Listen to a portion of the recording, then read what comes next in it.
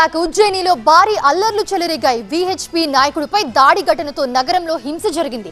పలు బస్సులకు నిప్పు పెట్టాయి అల్లరి మూకలు. పోలీసులు సమస్యాత్మక ప్రాంతాల్లో ఫ్లాగ్ మార్చ్ నిర్వహించారు. మధ్యప్రదేశ్లోని ఆధ్యాత్మిక నగరం ఉజ్జయినిలో భారీ హింస చెలరేగింది. గురువారం రాత్రి విహెచ్పి నేతపై గుర్తు తెలియని వ్యక్తులు దాడితో చెలరేగిన అల్లర్లు రెండో రోజు కూడా కొనసాగాయి. అల్లరి మూకలు పలు బస్సులకు నిప్పు పెట్టాయి. పలు ప్రాంతాల్లో ఇళ్లపై రాళ్లదాడి జరిగింది. ఈ ఘటన తర్వాత ఉజ్జయినిలో భారీ బందోబస్తు ఏర్పాట్లను చేశారు. అల్లర్లతో సంబంధం ఉన్న 12 మందిని అరెస్ట్ చేశారు. బస్టాండ్లో దూరిన అల్లరి మూకలు విధ్వంసం సృష్టించాయి. 15 బస్సులను తగలబెట్టారు. ఉజ్జయినిలోని తరానా ప్రాంతంలో భారీగా బలగాలను మోహరించారు. డ్రోన్లతో నిఘా పెట్టారు.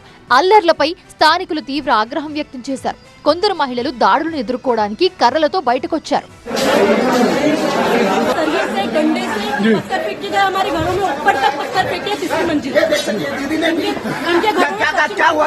అయితే ప్రజలను సంయమనం పాటించాలని పోలీసులు విజ్ఞప్తి చేశారు. పుకార్లను నమ్మవద్దని కోరారు. అల్లరి మూకలను ఉక్కుపాదంతో అణిచివేస్తామన్నారు. अभी स्थिति सामान्य है, लगातार पेट्रोलिंग जारी है. हमारे सभी चौराहों पर ऑलमोस्ट पुलिसकर्मी तैनात हैं.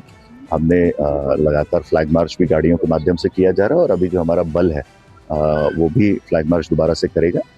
मैं आप सभी से अनुरोध करना चाहूँगा कि किसी प्रकार की अफवाह पर न्याय ध्यान दें और अगर इस तरह का कोई भी पॉइंट आता है तो नियरेस्ट पुलिसकर्मी जो हर चौराहे पर तैनात है उसको अवगत कराएं.